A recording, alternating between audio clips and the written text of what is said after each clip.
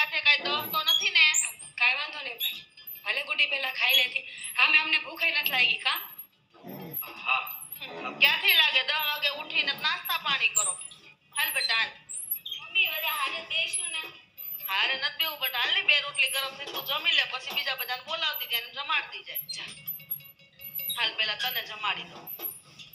હું બનાવ્યું છે કઈ અસલ તું જમી જા હું તમારે આવે બધું બનાવ્યું છે.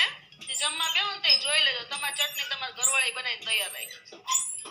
ચિંતા નહીં કરતા હો.